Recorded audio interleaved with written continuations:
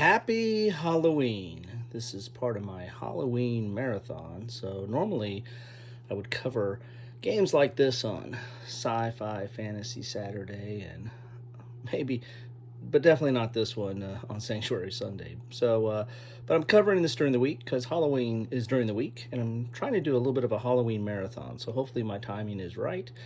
And today I'm going to do or tonight, whenever this post, maybe it's going to be at the bewitching hour.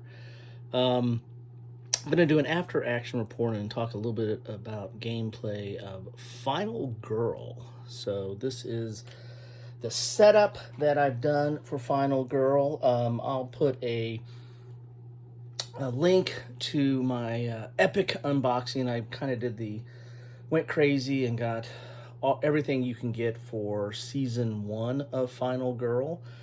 And if I play my cards right, I might be doing some season 2 stuff, right? But I don't want to spoil anything.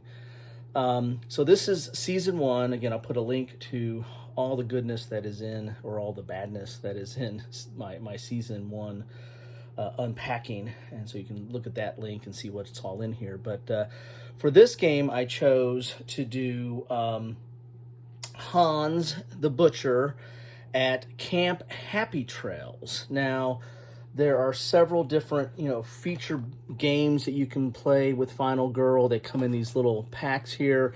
You can buy these separately and you can play any of these, but you're going to need at least a core set to play with these. So one core set and any number of these, and you can play the game. This is the all-in, so this has all the minis and the extra goodies that come with it, but and it included all the different features, but they're kind of based on movies. And this movie here, this is kind of an homage to Friday the 13th and the Jason slashers. You're at Camp Happy Trails, kind of the camp trope of a murder on the loose at a camp, and you have Hans the Butcher that is taking out campers all along the way, and each one of the packs kind of are somewhat of a homage or a tip of the cap, or kind of themed on some of the other famous horror movies over time. For example, Dr. Fright takes place on Maple Lane. So, I think you can probably figure out where that one's coming from. That's kind of a neat aspect about Final Girl. And in season 2, or series 2, they're going to some different kind of movies. You're going to have Alien and The Thing and some of those aspects there. So, but I don't want to spoil that because I might be trying to cover some of that stuff. So, this one comes together, Hans and Camp Happy Trails, but you don't have to play these together. You can mix and match. You can have Hans on Maple Lane, or you could have Dr. Fright on Camp Happy Trails. So that they're interchangeable on how you want to play them out, as well as the Final Girls that come with it. Each one of these sets here, or features, come with 2 Final Girls, and Laurie came was one of the ones that came with this, and I decided to use her for this. You don't have to do that though. You can mix and match any of the Final Girls and interchange them with any of the different killers and any of the different locations. That's the neat thing about this, that if you splurge and get all the different features in different packs, then you've got a lot of different replayability, because you can mix and match any of this stuff. So this was my play of Laurie being the Final Girl, and the Final Girl, that's kind of a trope, or a movie mechanism that kind of emanates from some earlier films, but one of the ones that comes to my mind was Texas Chainsaw Massacre. There was a Final Girl there, and in Halloween, Jamie Lee Curtis, is the final girl, and of course, that's kind of the trope that they're mimicking throughout all these. And so you're the final girl, and your job in these is to rescue all the victims that are at different that are on the map at the location, all the while trying to save them from the bad guy or the killer. In this case, Hans. Trying to save victims and then take out Hans. And it is the mechanism it uses is based off one of my all-time favorite solo games. If I didn't mention it, this is a solo game, but it's based off one of my all-time favorite solo games, and that is Hostage Negotiator. Really like that game, and that has different hostage takers that again are based on some of those hostage movies. There's like The Negotiator and stuff like that. There's several movies that have that police negotiator that comes in and tries to talk the hostage, the taker, the person that is taking people hostage, trying to talk them down and rescue the hostages. Well, that same mechanism, and that's based on a lot of different movies as well, but that game, Hostage Negotiator, they took basically that engine from Hostage Negotiator and put it into Final Girl. So it has some of the same mechanism, which you have dice, and in Hostage Negotiator, I think they're called terror dice or terror rolls, and these are horror rolls, and the horror threat kind of goes up over time. And you roll less dice. So that's a bad thing, right? You want to roll more dice because in order to have successes, you need to roll these stars, and these stars are only on 5s and 6s. And so, if you're down at this level, which is where I was at, you only roll 1 die. But if you get it all the way down to the horror level, down to 1, you get to roll 3 dice, so you have a better chance to get successes when you roll. And you're playing action cards, and again, in Hostage Negotiator, those were kind of conversation cards. You're talking to the criminal, the guy that's taking the hostages, and you're trying to negotiate and talk and figure out what their demands are. So they're conversation cards. Here they are action cards. So they're stuff that you're gonna do, like walk or guard or search, or furious strike or focus or sprint. I mean, there's different actions that you're going to take in order to be successful on that action. In order to move 2 spaces here, you need to roll 2 successes for a walk. And in order to, if you roll just 1 success, you only move 1 space. And if you don't have any successes, you move 1 space, but you lose 1 health. And then this is the amount of time that goes off the clock. And there's this time track here. And, the reason the time track is important because whatever's left over at your turn, that's how many points you have to refill your hands with new cards. Because when you play a card, you discard it, and you can't, you have to buy it back. And there's some 0-cost ones that you start off with, but if you use it that turn, you got to wait a turn before you buy that back. And if you play a card that you bought, you're going to have to buy that back. And so it's whatever time you have left over at the end of the term gives you that amount of points to buy these cards back, and they each have a cost on them. And so it's again, these are some of the same core mechanics that was in Hostage Negotiator, but now it's done in more of a horror theme. Your typical slasher. You're going to be having actions and trying to move around the board and rescue victims and take out the bad guy, and all the time they're coming at you. It's solo, so the bad guy is based on an AI, which is basically controlled by a couple of things. It's going to be controlled by his powers that he has. He starts off with this power, and when you run out of tarot cards, then you're going to flip this over, and he's going to have even a more extreme power.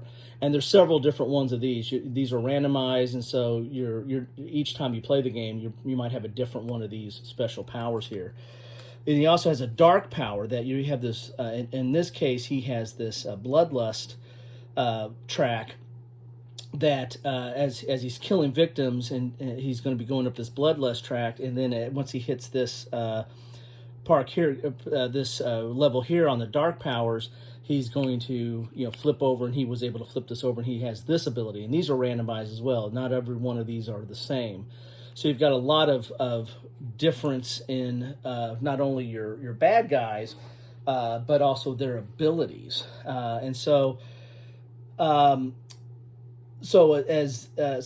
AI is going to be, what kind of damage he does based on these cards and what's revealed. And then also you have this terror deck over here. And every turn you're going to flip over a terror card and do what it says on there, which, sometimes it's moving him, or it's double moving him, or it's moving and attacking, or it's increasing the horror level. It's generally bad stuff. But that is the AI that's coming at you every turn. So this is kind of how I ended up. I died. He killed me at the docks here. He did 5 damage on me. I had a guard. Only rolled a 1 success, so I eliminated 2 damage. So that left 3 damage, but I only had 1 hit point left. So he took me out, and so I ended up losing the game. Now the interesting thing is I got him down pretty low. I got him down to he starts off at 12, and then you have this random token here, which you don't know what's on the back side of it, but this counts as his 12th health. And when you take out his last hit point or health, you flip this over and see how much up, because he might end up getting anywhere from 1 to 3 or some extra health. It's that old mechanic that you see in the movies where you think you have him dead and they come back to life and they come at you one more time. So, but I got him down to 3, and then this one I didn't turn this over. 3. So I actually had him down to 3. I had him down to 3 left hit points, but I had less hit points. I started off with 5, and he kind of took me down. So that's how I ended up here in this one. So this is not an easy game. The way you turn over their major ability here is when you run out of terror cards. And I did not. I actually got to the point where I did not have to turn this over. I exhausted the terror deck, but I think you flip this over when you go to draw another terror card and there's nothing there. So I never got to that ability, because that would have really taken me out.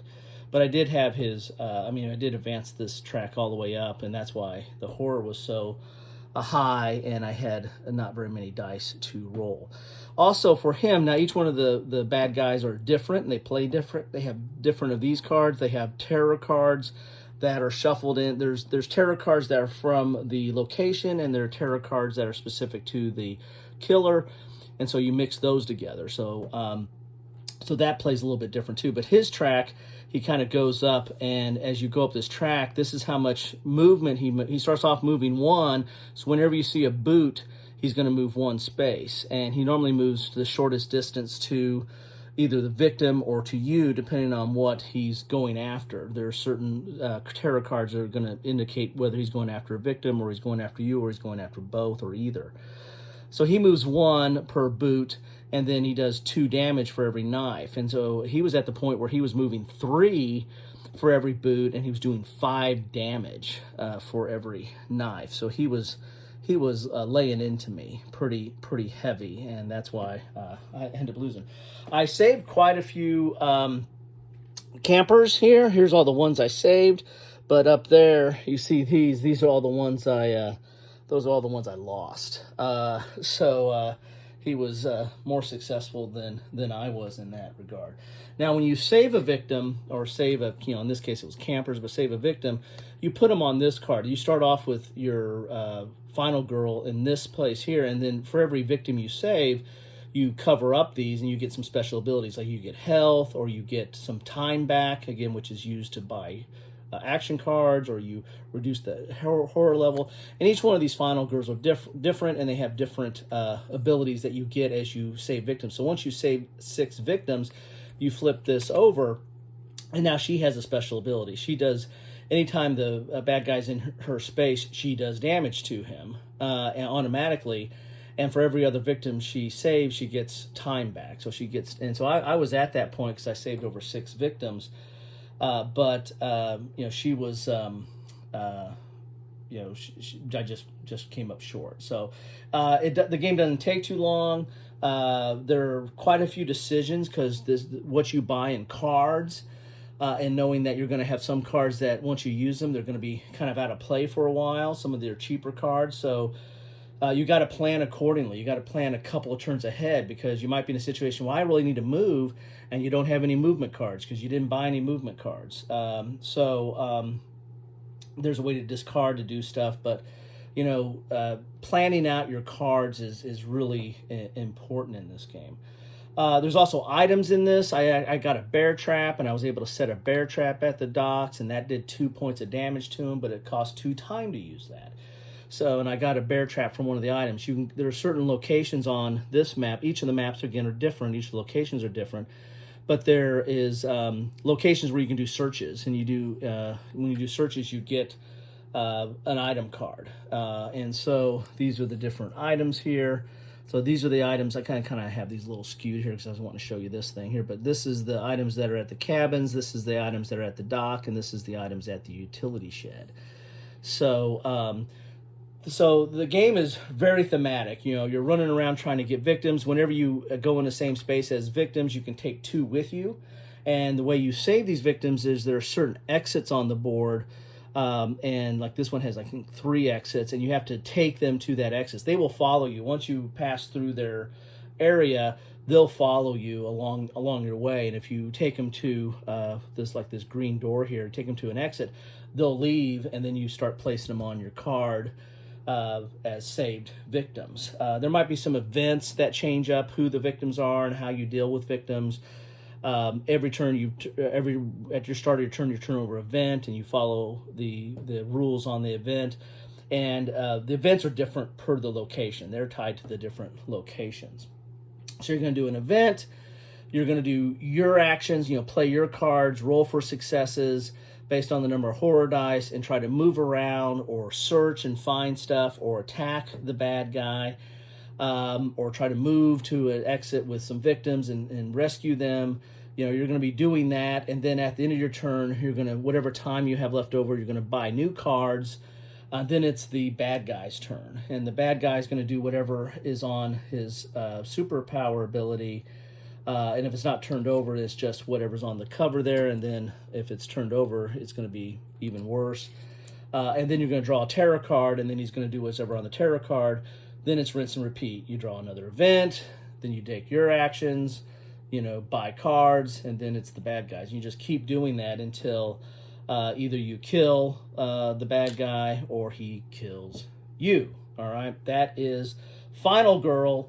I really liked Hostage Negotiator. I thought it was a very tight theme, but this one is done very well as well. I mean, I really like how, these actions are what you kind of see in these kind of movies is, running around, searching for stuff, trying to get people, trying to save people, attacking the bad guy and kind of an epic, showdown.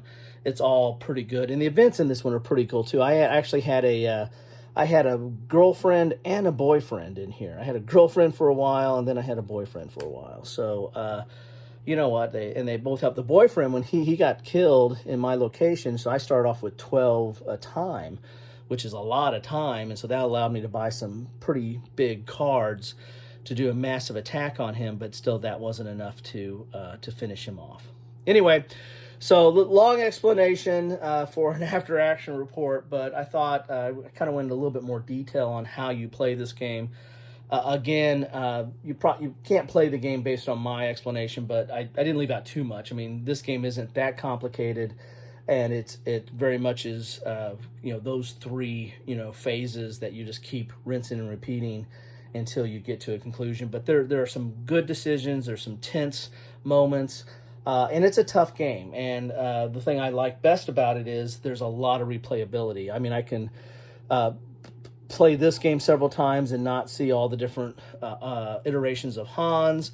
the different events that are going to come out, and the different items at the different locations might be different on Happy Trails. Plus, there's different setup cards on how you set up stuff at the beginning of the game. So there's a lot of replayability just in this box, but then you can mix and match. You can mix and match, the different killers with different locations and with different final girls. So there's just quite a bit of variety here that I like. So anyway, so that's what I have for you on this Halloween. Hope you are having a good time, getting spooked out, either watching some horror movies, or watching a slasher movie like this one, or giving out candy, or taking your kids out and getting candy, or if you're a kid, hey, you're getting some candy. So anyway, have a good one. Take care.